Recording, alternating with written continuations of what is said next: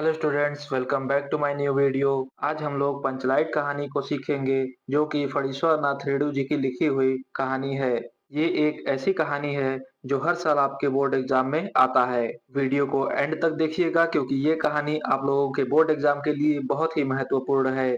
पंचलाइट यानी पेट्रोमैक्स की खरीदी। पंचलाइट कहानी एक पुराने समय के गांव की है जहां गांव में अलग-अलग जातियां अपनी टोलियों में रहती थी। स्टूडेंट्स, पुराने समय के गांव में अलग-अलग जातियां अपने अलग-अलग टोलियों में रहती थी। उन्हीं में से एक टोला था महतो टोला। महतो टोली के पंचों ने 15 महीनों के दंड जुर्माने के पैसों को इकट्ठा करके रामनवमी के मेले से पंचलाइट खरीदा। पुराने समय में पंचलाइट जैसी चीजें काफी महंगी आती थी, जिनके लिए पैसा इकट्ठा करने की आवश्यकता होती थी। बचे हुए 10 रुपए से पूजा की सामग्री भी ली गई।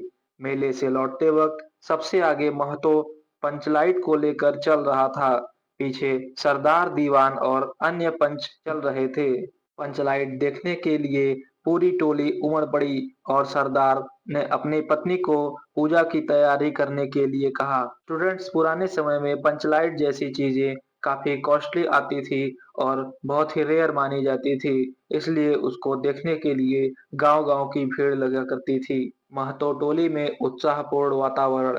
पंचलाइट आते ही गांव में उत्साह छा जाता है। छड़ीदार अगनू महतो सबको सतर्क करता है कि कोई भी पंचलाइट को नुकसान न पहुंचाए। एक्सपेंसिव और रेयर होने के कारण पंचलाइट का काफी ध्यान रखना पड़ता था ताकि कोई भी उसको नुकसान न पहुंचाए। पंचलाइट जलाने की समस्या। पंचलाइट आने पर महतो टोली में खुशी तो थी, लेकिन मुश्किल ये थी कि उसको जलाना किसी को नहीं आता था। स्टूडेंट्स, पुराने समय में लोग इतने एजुकेटेड और पढ़े लिखे नहीं हुआ करते थे कि इस तरह की कॉम्प्लिकेटेड चीजों को वो समझ पाए और उसका उपयोग कर पाए। इसीलिए गांव में किसी को भी पंचलाइट जलाना नहीं आता था, खासकर महतो टोली में। टोली में से कई लोगों ने पंचलाइट जलाने की कोशिश की पर नहीं जला सके। सबके चेहरे उतर गए। बात फैलते ही राजपूत और ब्राह्मण टोली ने महतो टोली का मजाक उड़ाना शुरू कर दिया।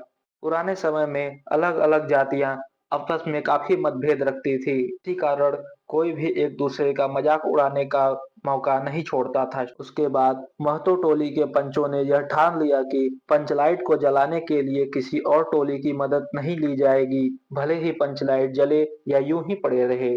पंचलाइट जलाने के लिए गोधन को बुलाना। गुलरी काकी की बेटी मुनरी, जो गोधन से बहुत प्रेम करती थी, वह जानती थी कि गोधन को पंचलाइट जलाना आता है।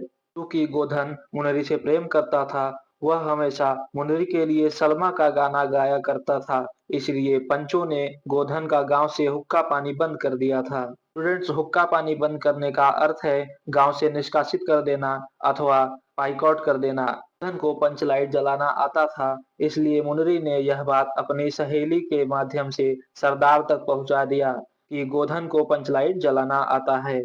सरदार ने काफी सोच विचार कर गोधन को बुलवा लिया। खरीदार अगनू महतो गोधन को बुलाने के लिए गया। गोधन द्वारा पंचलाइट जलाना। अब गोधन गांव में आता है। गोधन ने पंचलाइट जलाना शुरू किया। उसने नारियल का तेल लाने को कहा। पंचलाइट जलाने के लिए एक महत्वपूर्ण चीज की आवश्यकता होती है, नारियल का तेल। नारियल का तेल पंचलाइट जलाने के लिए काफी महत्वपूर्ण वस्तु है। नारियल का तेल लेकर गोधन पंचलाइट जलाने की कोशिश करने लगा। बहुत कोशिशों के बाद भी पंचलाइट जल नहीं रही थी। 3 से 4 बार कोशिश करने के बाद भी पंचलाइट नहीं जला। परंतु 5वीं बार कोशिश करने के बाद पंचलाइट जल पड़ा। गोधन ने धीरे-धीरे पंचलाइट की रोशनी तेज किया। पंचलाइट जलते ही सरदार समेत सभी गांव के लोग खुशी से झूमने लगे। पुराने समय में गांव के लोगों के लिए पंचलाइट जैसी चीजों का जलना काफी उत्साहपूर्ण होता था और काफी महत्वपूर्ण रखता था। गांव के लोगों के लिए पंचलाइट जलना काफी महत्व रखता है। सरदार ने गोधन को गांव में आने जाने के लिए स्वतंत्र कर दिया। रात हो चुकी थी तो महतो टोली के लोगों ने कीर्तन करना शुरू कर दिया। इसी प्रकार से फणीश्वर नाथ रेणु जी द्वारा लिखी हुई पंचलाइट कहानी खत्म होती है। अगर आपको वीडियो पसंद आया हो तो वीडियो को लाइक कर लीजिए और चैनल को सब्सक्राइब कर लीजिए। मिलते हैं ऐसे ही किसी नेक्स्ट वीडियो में किसी नए टॉपिक के साथ। तब तक के लिए नमस्कार।